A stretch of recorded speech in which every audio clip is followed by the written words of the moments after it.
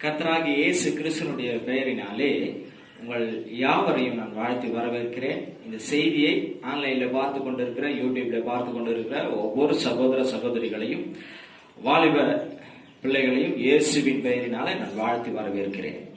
இந்த நாளிலும் கடவுளுடைய வார்த்தையை நாம் தியானிப்பதற்கு முன்பாக கண்களை மூடி நாம் ஜெபம் செய்வோம். நல்ல தெய்வனே, இந்த வேலையில நோக்கி பார்க்கிறோம். கிருபையுள்ளவரை நன்றியோடு ஸ்தோத்தரிக்கிறோம், துதிக்கிறோம். பரிசுத்த ஆவியானவரே, உடைய வேதத்தின் மகத்துவங்களை எங்களுக்கு கற்றுத்தாங்க. நீங்க எங்களை வழி நடத்துங்க, எங்களோடு கூட பேசுங்க. நீர் அப்படியா செய்கிறதற்காக நன்றி. இயேசுவின் நாமத்தில் பிதாவே, ஆமென், ஆமென். எடுத்தவர்கள் வாசிக்கலாம். யோவான் எழுதின சுவிசேஷ புத்தகம் 12ஆம் அதிகாரம் 32 முதல் 34 வரைக்கும். நான் பூமியிலிருந்து உயர்த்தப்பட்டிருக்கும் பொழுது எல்லாரையும் என்னிடத்தில் எடுத்துக் கொள்ளுவேன் என்றார். தாம் என்ன விதமான மரணமாய் மரிக்கப் போகிறார் என்பதை குறிக்கும்படி இப்படி சொன்னார். ஜனங்கள் அதற்கு அவரை நோக்கி, அதாவது ஆண்டவராகிய இயேசு கிறிஸ்து, நான் எப்படி விதமாய் மரிக்க போகிறேன், என் ஜனங்களுக்கு நான் உயர்த்தப்பட்டிருக்கும் போது என் ஜனங்களை, அதாவது உலகத்தில் இருக்கிற எல்லா மனிதர்களையும் என் பக்கமாய் நான் இழுத்துக் கொள்ளுவேன் என்ற ரட்சிப்பின் மிகப்பெரிய ஒரு திட்டத்தை ஜனங்களுக்கு சொல்லிக் கொண்டிருக்கிறார் இங்கே ஆண்டவராகிய இயேசு கிறிஸ்து. அப்படி சொல்லுகிற பொழுது இங்க இருக்கிற ஜனங்கள், இந்த யூத ஜனங்கள் ஒரு கேள்வியை ஆண்டவராகிய இயேசு கிறிஸ்துவை பார்த்து கேட்கிறார்கள். வாசிங்கள. ஜனங்கள் அவரை நோக்கி கிறிஸ்து என்றென்றைக்கும் இருக்கிறார் என்று வேதத்தில் சொல்லி இருக்கிறதை, கிறிஸ்து என்றென்றைக்கும் இருப்பார் என்பதை என்ன பண்ணிருக்காங்கன்னா வேதத்துல சொல்லப்பட்டு இருக்கிறது நாங்கள் கேட்டிருக்கிறோம். அது மாத்திரமல்ல, எங்களுக்கு அது போதிக்கப்பட்டு இருக்கிறது, அப்படிதான் எங்களுக்கு பிரசங்கிக்கப்பட்டு இருக்கிறது. அப்படி இருக்க மனுஷகுமாரன் உயர்த்தப்பட வேண்டியது என்பது எப்படி சொல்லுகிறீர்? இந்த மனுஷகுமாரன் யார் என்றார்கள். போதும். ஆண்டவர் தம்முடைய மரணத்தை பற்றி பேசுகிறார். இயேசு கிறிஸ்து இந்த பூமிக்கு எதற்காய் வந்தார், அவர் வந்ததனுடைய நோக்கம் என்ன, அபிஷேகம் பண்ணப்பட்ட இரட்சகராகி இயேசு கிறிஸ்து மனுஷகுமாரன் இந்த பூமிக்கு வந்ததின் நோக்கமே மனுக்குலத்தின் பாவத்திற்காய் தன் ஜீவனை கொடுப்பதற்காக, மனுக்குலத்தின் பாவத்திற்காய் தாம் ரத்தத்தை சிந்துவதற்காக இந்த பூமியில சிலுவில தன்னுடைய சரீரத்தை பிக்க ஒப்பு கொடுப்பதற்காக அவர் இந்த பூமியில வந்தார்.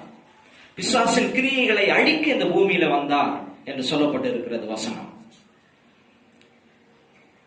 பிசாசின் கிரியைகளை அழித்து தேவனுடைய ராஜ்யத்தை கட்டுவதுதான் இயேசு கிறிஸ்துனுடைய நோக்கம்.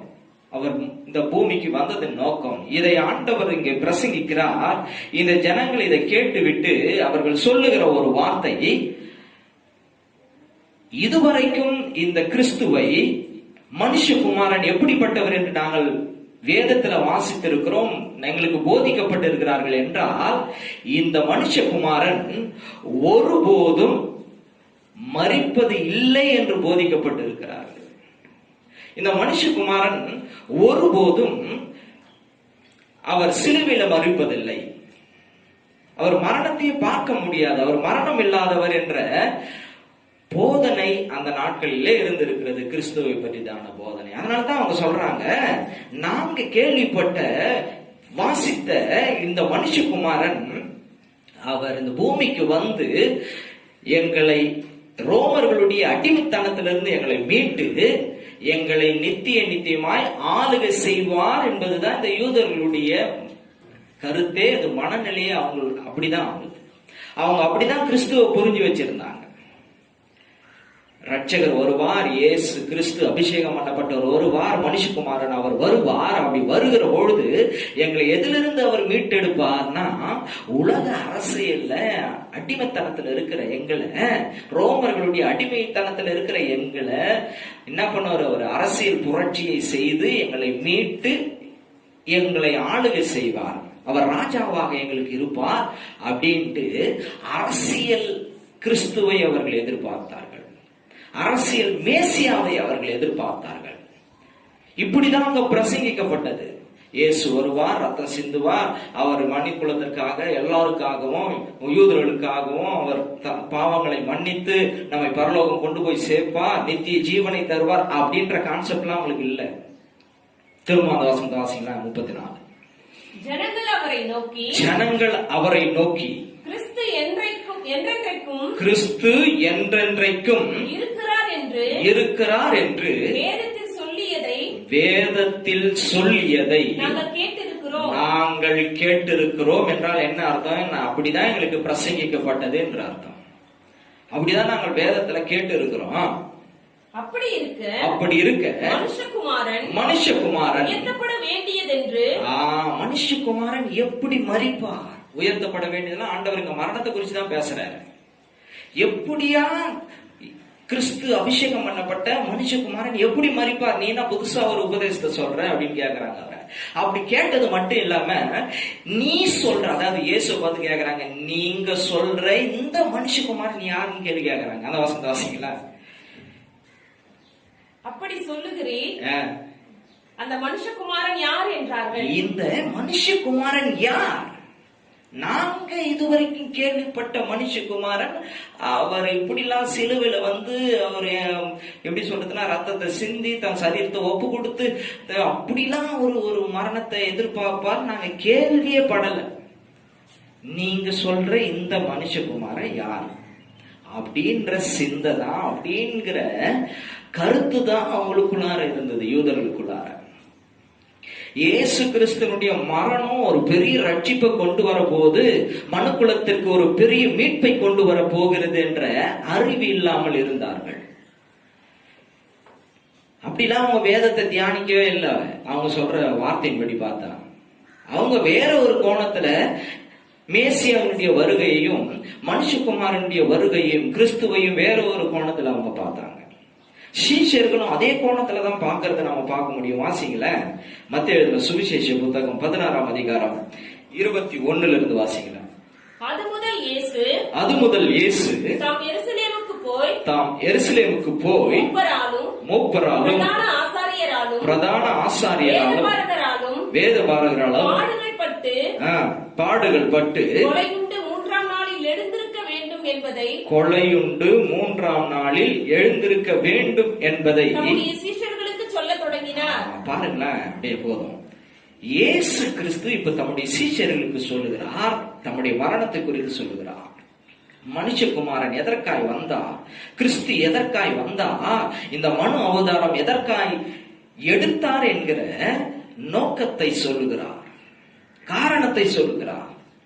நான் மனு உருவானது, நான் மனிதனாய் வந்ததற்கு, நான் மனித அவதாரம் எடுத்ததற்கு உண்டான காரணமே சிலுவையில் மரிப்பதற்காக, இந்த உலகத்துல மனிதனுடைய பாவங்களுக்காக தன் ரத்தத்தை சிந்துவதற்காக, தன் சரீரத்தை பிற்க ஒப்பு கொடுப்பதற்காகவே மனுஷகுமாரன் இந்த பூமிக்கு வந்தார் என்கிற காரியத்தை சொல்லுகிறாரா?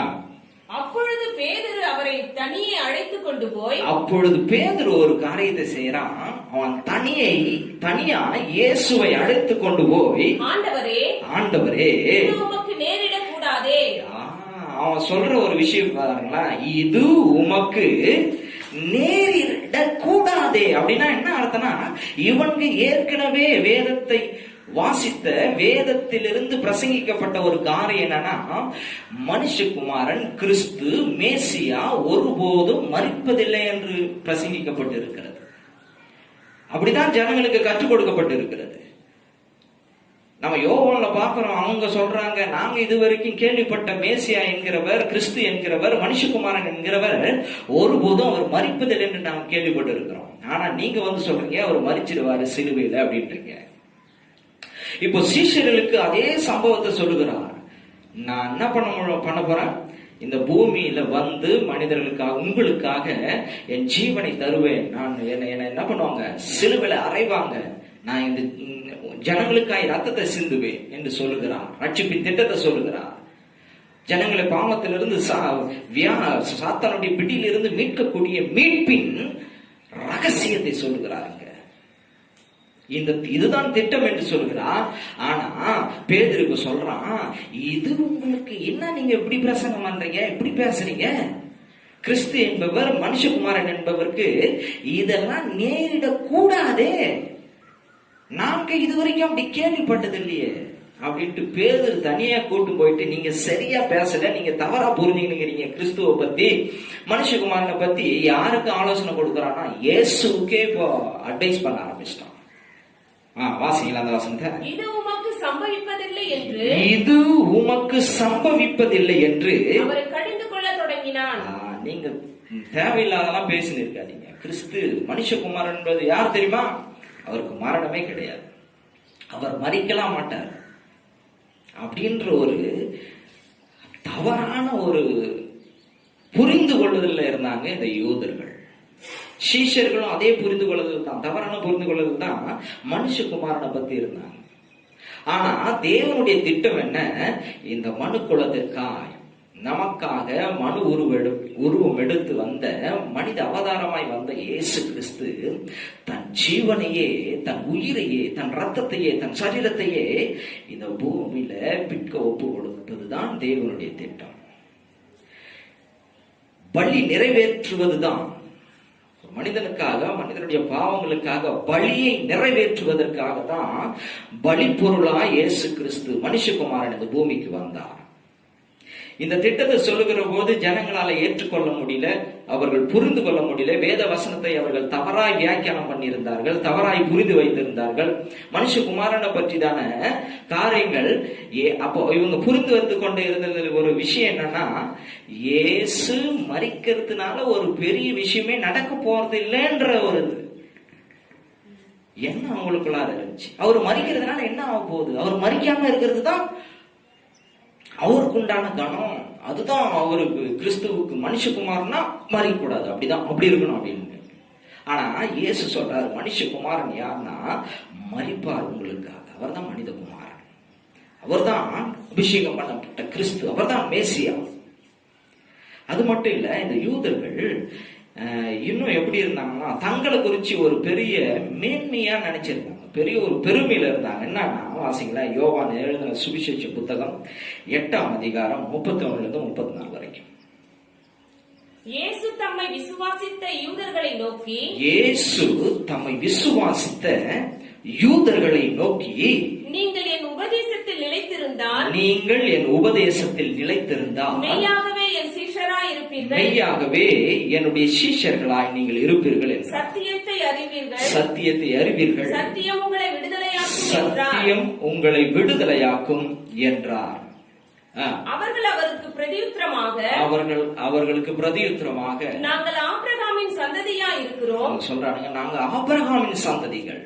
அப்படி இருக்கிற பொழுது நாங்கள் ஒரு காலம் ஒருவனுக்கும் அடிமையா இருக்கவில்லை.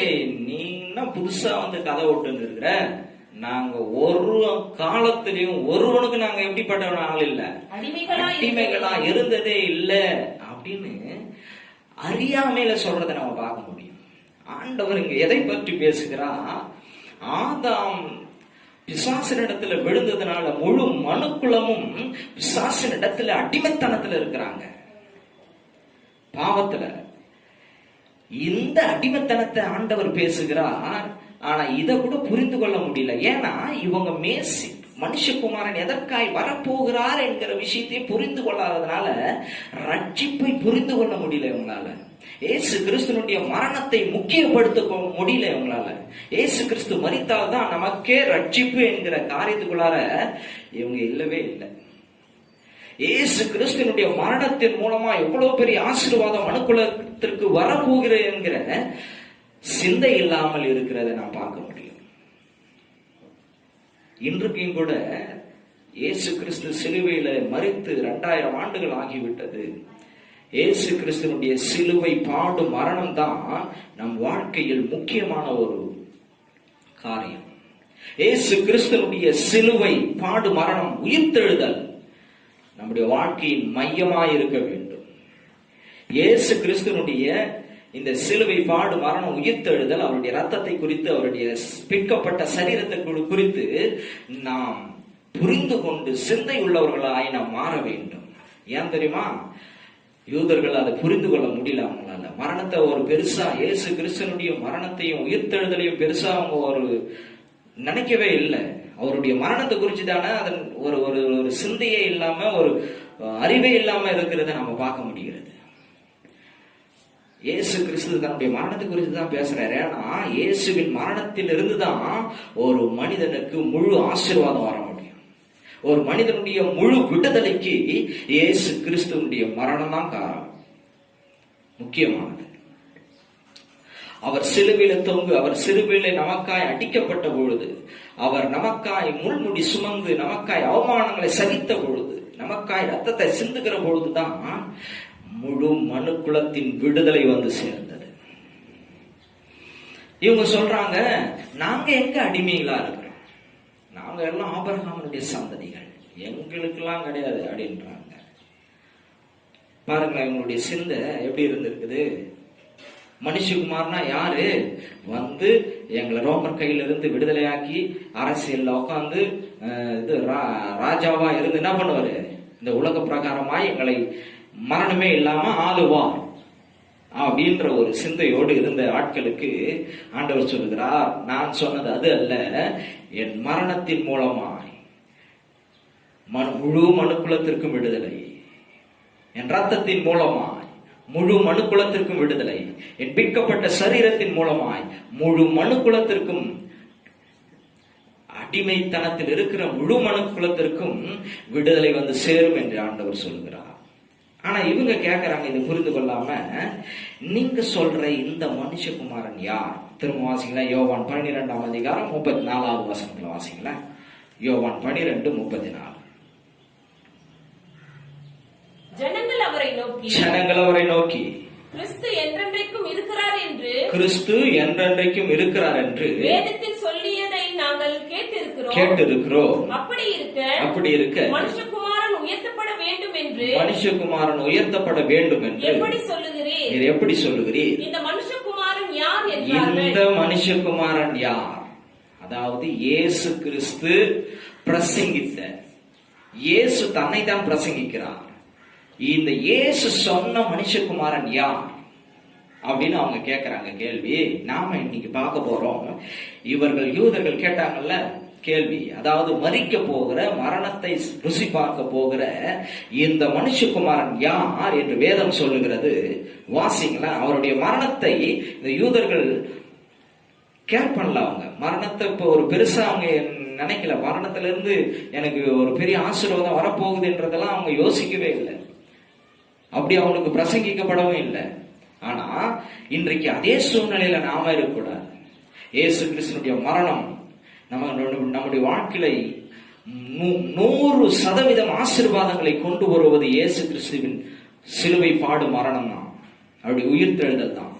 இதை நாம் புரிந்து கொள்ள வேண்டும். வாசிங்களா, இயேசு மரித்ததுனால இந்த மரித்து உயிர்த்தெழுந்த இந்த மனுஷகுமாரனால நமக்கு என்ன ஆசீர்வாதங்கள் வருகிறது அப்படின்னு பாத்தீங்கன்னா, வாசிங்களா, ரோமர் 5ஆம் அதிகாரம் 8வது வசனம்.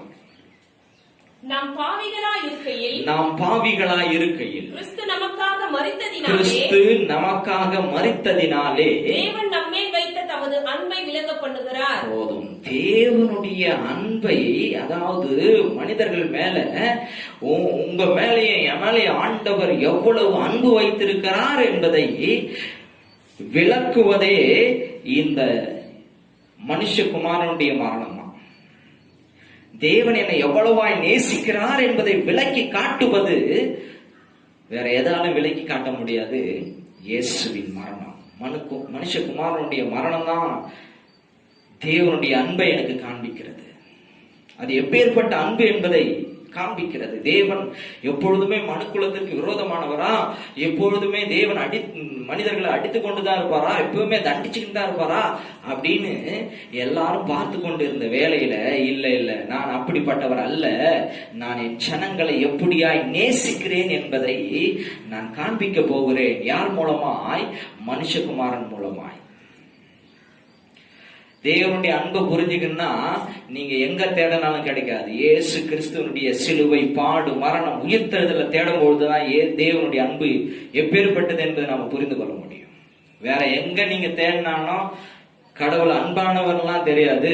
அவர் அடிக்கிறவர், அவர் தண்டிக்கிறவர், அவர் எப்படின்னா கொடூரமானவரா தான் நீங்க பார்க்க முடியும், பாப்பீங்க. நீங்க அப்படிதான் புரிந்து கொள்ள முடியும். ஏன் தெரியுமா? இந்த யூதர்கள் அப்படிதான் புரிஞ்சு வச்சிருந்தாங்க. எவ்வளவுதான் வேத வசனத்தை கேட்டு இருந்தாலும் இவங்க சொல்றாங்க, நீங்க சொல்ற இந்த மனுஷகுமாரன் இப்படிப்பட்டவர் இல்லை, நாங்க இது வரைக்கும் பிரசங்கித்த, நாங்க இது வரைக்கும் கேட்ட வேத வசனங்கள்லாம் இப்படி சொல்லலையே, நீங்க சொல்ற மனுஷகுமாரன் யாருன்னா இயேசு இடத்துல கேட்கறத நம்ம பார்க்க முடியும். இந்த மனுஷகுமாரனுடைய மரணத்தின் மூலமாய் நம்முடைய வாழ்க்கையில தேவனுடைய அன்பை புரிந்து கொள்ள ஒரு வழி வந்தது முதல் முறையாக. அடுத்தது பாத்தீங்கன்னா அப்போஸ்தலர் 4:12 வாசிங்களேன். அப்போஸ்தலர் 4:12. அவராலே அன்றி வேற ஒருவராலும் ரட்சிப்பு இந்த மனுக்குலத்திற்கு இல்லை. நாம் ரட்சிக்கப்படும்படிக்கு வானத்தின் கீழெங்கும் மனுஷருக்குள்ளே அவருடைய நாமமே அல்லாமல், மனுஷருக்குள்ளே அவருடைய பெயரை அல்லாமல் வேறொரு நாமம் பெயர் கட்டளையிடப்படவில்லை. போதும். ஒரு மனிதன் ரட்சிக்கப்பட வேண்டும் என்றால், அதாவது அடிமைத்தனத்திலிருந்து விடுதலையாக வேண்டும் என்றால், பாவத்தினுடைய அடிமைத்தனத்திலிருந்து, பிசாசின் அடிமைத்தனத்திலிருந்து ஒரு மனிதன் விடுதலையாக வேண்டும் என்றால் ஒரே ஒரு பெயர் தான் இந்த அண்ட சராசரங்களிலும் கட்டளையிடப்பட்டிருக்கிறது. அது இயேசு என்கிற பெயர். இயேசு என்கிற பெயர் தான். இயேசு என்கிற பெயரினாலே ரட்சிப்பு முழு மனுக்குலத்திற்கு வந்து சேருகிறது. பாருங்களேன், அவருடைய மரணத்தை யூதர்கள் யோசிக்கவே இல்லை. அப்படி மறிக்க கூடாதுன்னு பேதுரு போய் தடுக்கிறத பார்க்க முடியும். ஆனா அந்த மரணத்துக்குள்ளார எவ்வளவு விஷயம் இருந்து பாருங்க. இயேசு மரித்ததனால எவ்வளவு விஷயங்கள் இருக்கு பாருங்க. தேவனுடைய அன்பை மனுக்குலம் புரிந்து கொள்ள உதவி செய்கிறது. அது மட்டுமல்ல, முழு மனுக்குலமும் இந்த பூமியில ரட்சிக்கப்பட வேண்டும் என்றால் வேற ஒரு வழியும் கிடையாது. இயேசு கிறிஸ்துவனுடைய நாமம் அல்லாமல் வேறொரு நாமம் இல்லை. அடுத்தது பாத்தீங்கன்னா வேற என்னெல்லாம் வருது அவருடைய மரணத்திலிருந்து? அவர் மரித்ததுனால வேற என்ன எனக்கு ஆசீர்வாதங்கள் வருகிறது அப்படின்னு பார்த்தீங்கன்னா அப்போஸ்தலர் 13:38. அப்போஸ்தலர் 13:38. ஆதலால் சகோதரரே, இவர் மூலமாய் உங்களுக்கு பாவ மன்னிப்பு உண்டாகும் என்று அறிவிக்கப்பட்டிருக்கிறது. பாருங்களேன், பாவத்திலிருந்து ஒரு மனிதன் மன்னிக்கப்பட வேண்டும் என்றால், பாவத்திலிருந்து ஒரு மனிதனுக்கு மன்னிப்பு வர வேண்டும் என்றால், இந்த பாவ மன்னிப்பு எங்கிருந்து வருகிறதா? அவர் மூலமா தான். இயேசு கிறிஸ்து மனுஷகுமாரன் மரித்ததனால இன்றைக்கு ஒவ்வொரு மனிதனுக்கும் பாவ மன்னிப்பு அவர் மூலமாய் வருகிறது. வேற எங்க தேடினாலும் கிடைக்காதுங்க பாவத்துக்கு மன்னிப்பு. பாவத்துக்கு மன்னிப்பு நீ என்ன பண்ணாலும் கிடைக்காது. இயேசுவினுடைய ரத்தத்தில் இருந்து, அவருடைய ரத்தம் தான் சகல பாவங்களை நீக்கி நம்மை சுத்திகரிக்கும் என்று சொல்லப்பட்டிருக்கிறது. அடுத்தது என்னவா? அவருடைய மரணத்தினால நமக்கு வந்த நன்மைகள் என்ன? ரோமர் 5:9. இப்படி நாம் அவருடைய ரத்தத்தினால் நீதிமான்களாக்கப்பட்டிருக்கிறோம். போதுமானது. இயேசு கிறிஸ்துவினுடைய மனுஷகுமாரனுடைய மரணம் எதை கொண்டு வந்ததா? இதுவரைக்கும் நீதியா, நான் என் வாழ்க்கையில நீதி என்பதே இல்லை. இன்னைக்கு ஆண்டவர் நம்ம எப்படி மாற்றி வைத்திருக்கிறாரா? நீதிமானாய் மாற்றி நிறுத்தியிருக்கிறார். நீதிமானாய் மாற்றி வைத்திருக்கிறது இயேசுவின் ரத்தம். நம்மை ரட்சிப்பை கொண்டு வந்திருக்கிறது. ரட்சிக்கப்படுவதற்கு, பாவ மன்னிப்பு உண்டாவதற்கு அவருடைய ரத்தமே அல்லாமல் வேறு ஒரு நாமம் இல்லைங்க. தேவனுடைய அன்பை புரிந்து கொள்வதற்கு இயேசு கிறிஸ்துவினுடைய மரணம் தான் உதவி செய்கிறது. அது மாத்திரமல்ல, வாசிக்கலாம் ரோமர் அதே 5:17.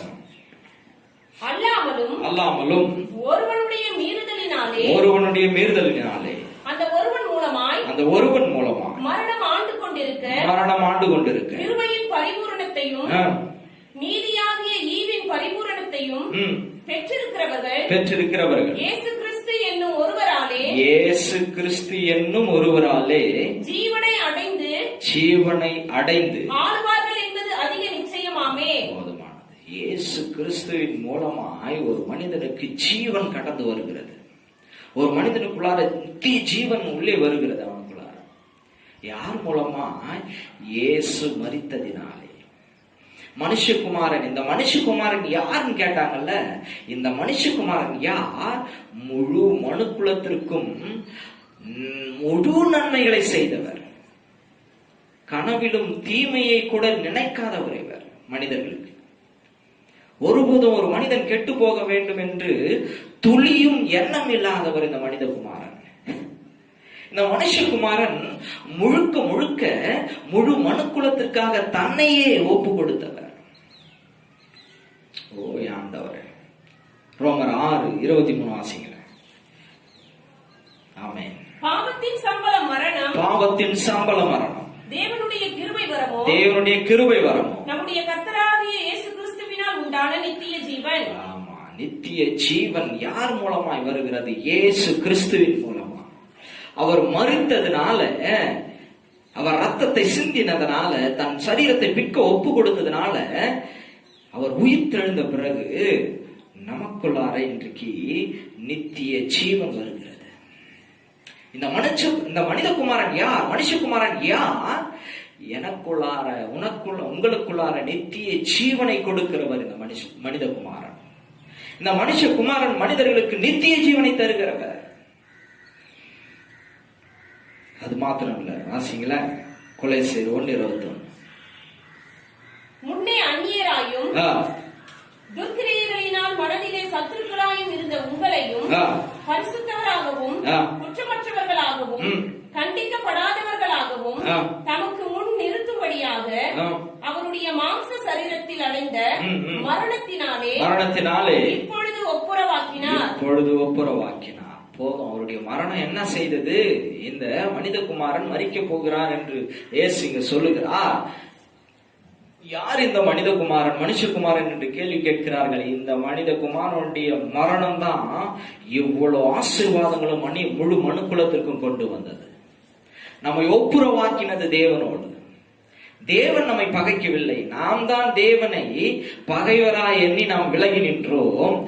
நம்மை கூட்டி வந்து தன்னுடைய ரத்தத்தை சிந்தினதுனால, மனுஷகுமாரன் மரித்ததுனால நம்மை தேவன் பக்கமாய் அவருடைய அன்பை விளங்க பண்ணி, அவர் உன்னை அடிக்கிறவர் அல்ல, அவர் உன்னை தண்டிக்கிறவர் அல்ல, அவர் உன்னை முழுவதுமாய் நேசிக்கிறவர் என்பதை நமக்கு புரிய வைத்தது தேவனுடைய இயேசு கிறிஸ்துவினுடைய மரணம். இந்த குமாரனுடைய மரணம் தேவனுடைய அன்பை என் வாழ்க்கையில புரிய வைத்தது. அப்படி புரிந்ததுனால இப்போ நான் எப்படி வந்து நிக்கிறேன் தெரியுமா?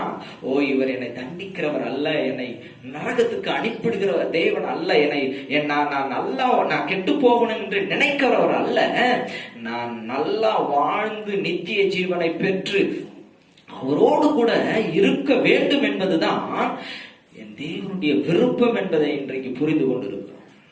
அப்படி புரிந்ததுனால நாம் இப்போ ஒப்புரவாய் வந்து நின்று இருக்கிறோம். அந்த ஒப்புரவு வேலையை செய்தது எது? மனுஷகுமாரனுடைய மரணம்.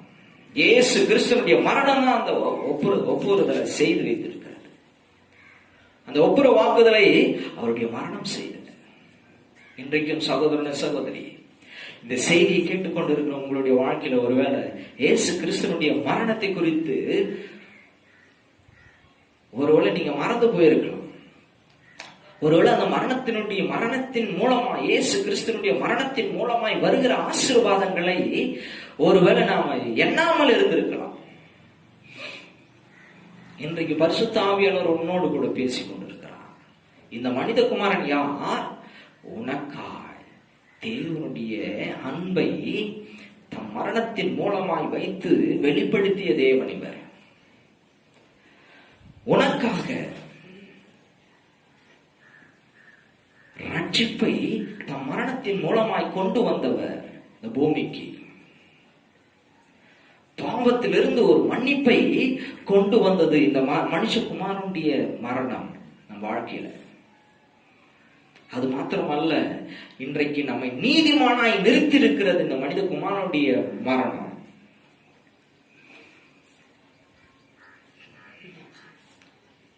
அது மாத்திரமல்ல, ஜீவனை அடைவதற்கு, நித்திய ஜீவனை பெற்றுக்கொள்வதற்கு மனுஷகுமாரனாகி இயேசு கிறிஸ்துவனுடைய சிலுவை பாடு மரணம் தான் ஒரு மனிதனுக்கு உதவி செய்ய முடியுமே தவிர, வேற நீ எந்த வழியை செய்தாலும், எந்த காரியத்தை செய்தாலும் நித்திய ஜீவனை பெற்றுக்கொள்ள முடியாது ஒரு மனிதன். அவருடைய மரணம் நம்மை தேவனிடத்துல ஒப்புரவாக்க வைத்திருக்கிறது. இந்த மரணத்தை நீ சிந்திக்கிற ஒரு ஆளாய், நம்புகிற ஒரு ஆளாய் மாற வேண்டும் என்பதுதான் தேவனுடைய விருப்பம். இயேசு கிறிஸ்துவினுடைய சிலுவை பாடு மரணம் உயிர்த்தெழுதலை நம்முடைய வாழ்க்கையினுடைய மையமாய் வைக்க வேண்டும் என்பது பரிசுத்த ஆவியானுடைய விருப்பமாய் இருக்கிறது. சகோதரன சகோதரியே, உன்னுடைய முயற்சிகள் எல்லாம் காட்டிலும் இயேசு கிறிஸ்துவினுடைய சிலுவை பாடு மரணம் தான் வாழ்க்கையில முக்கியமானதாய் மாற வேண்டும். வாழ்க்கையில எல்லா ஆசீர்வாதங்களையும் கொண்டு வரக்கூடிய ஒரே ஒரு செயல் எதுவென்றால் இந்த மனுஷகுமாரனுடைய மரணம் தான். ஆனா யூதர்கள் அதை புரிந்து கொள்ளாமல் இருந்தார்கள், சீஷர்கள் அதை புரிந்து கொள்ளாமல் இருந்தார்கள். ஆனால் இயேசு கிறிஸ்து ஒரு நாள் அவர் மரித்து உயிர்த்தெழுந்த பிறகு சீஷர்கள் அந்த மரணத்தினுடைய பயன்களை, மரணம் எந்த அளவுக்கு என் வாழ்க்கையில நன்மைகளை கொண்டு வந்திருக்கிறது, எந்த அளவுக்கு தேவனுடைய அன்பை புரிந்து கொள்ள வைத்திருக்கிறது என்கிற காரியங்களை அவர்கள் புரிந்து கொண்ட பொழுது, அவர்கள் முதல் நூற்றாண்டிலே ஒவ்வொரு சீஷர்களும் அப்போஸ்தலர்களும் பேசிய பிரசங்கித்தது எது தெரியுமா? இயேசு கிறிஸ்துவினுடைய சிலுவை பாடு மரணம் உயிர்த்தெழுதல் மட்டும்தான். அவருடைய வாழ்க்கையினுடைய மையம் எதுவாய் மாறியது? இயேசு கிறிஸ்துவினுடைய சிலுவை பாடு மரணம் உயிர்த்தெழுதல். இன்றைக்கு நாம் இதை கேட்டுக்கொண்டிருக்கிற, அந்த வார்த்தையை கேட்டுக்கொண்டிருக்கிற ஒவ்வொருடைய வாழ்க்கையிலும் இயேசுவின் இந்த மனுஷகுமாரனுடைய சிலுவை பாடு மரணம் உயிர்த்தெழுதல் தான் வாழ்க்கையில மையமாய் மாற வேண்டும் என்று தேவன் விரும்புகிறார். அப்படி வருகிற பொழுது நீ ஆசீர்வதிக்கப்பட்டிருப்பா. உனக்குள்ளார தேவனுடைய அன்பு அது பெருகிறத நீ பார்க்க முடியும். விசுவாசம் உனக்குள்ளார வளர்றத நீ பார்க்க முடியும். இதற்கெல்லாம் தேவையானது எது? இதுதான். இந்த மனுஷகுமாரன் யார்? நமக்கு இவ்வளவு நன்மைகளை செய்தவர் தான் இந்த மனிதகுமாரன். இப்படி கண்களை மூடுவோம். இந்த மனித குமாரனை இன்றைக்கும் புரிந்து கொள்ளாமல் இருப்பது என்பது, அவருடைய மரணத்தை இன்றைக்கும் மறந்து போயிருப்பது என்பது வேதனைக்குரிய ஒரு விஷயம். சகோதர சகோதரி, இயேசுவின் சிலுவை பாடு மரணம் உயிர்த்தெழுதலே நம் வாழ்க்கையில் இன்றியமையாத ஒரு விஷயமா இருக்கு. அதனால தான் ஆண்டவர் சொன்னார், என் மரணத்தை நினைவு கூறுங்கள் என்று சொன்னார். ஆமாங்க. ஆனா இன்றைக்கு யூதர்களைப் போல யார் இந்த மனுஷகுமாரன் என்று கேட்கிற ஒரு நிலைமையில் நாம் நின்று கொண்டிருக்கிற ஒரு ஆளாக இருக்கிறோம். அவைகள் எல்லாவற்றையும் களைந்து, அவைகள் எல்லாவற்றையும் ஓரம் ஒதுக்கிட்டு, இந்த மனித குமாரன் எனக்காய் சிந்தி இந்த ரத்தத்தில் எனக்கு எவ்வளவு விஷயங்கள் இருக்கிறது என்று நாம் தியானிப்போம் இனிமேல். ஏனென்றால் அவருடைய மரணம் தான் நம்மை வாழ வைத்துக் கொண்டிருக்கிறது. அவர் மரித்ததினாலதான் நாம் சுகமாயிருக்கிறோம். அவருடைய சிந்தப்பட்ட ரத்தத்தினால்தான் நாம் நீதிமானாய் நின்று கொண்டிருக்கிறோம் தேவனுக்கு முன்பாக. ஆமா, ஒருபோது இதை மறந்து விடக்கூடாது. ஆமா, அதை தியானிக்கிற ஆட்களாய் மாறுகிற பொழுது, நீங்க அதை இவைகளை தியானிக்கிற பொழுது, கிறிஸ்து இயேசுவில் இருந்த சிந்தை உங்களிலே இருக்கும். அதான் பவுல் சொல்கிறார், கிறிஸ்து இயேசுவில் இருந்த சிந்தையை உங்களில் இருப்பதாக.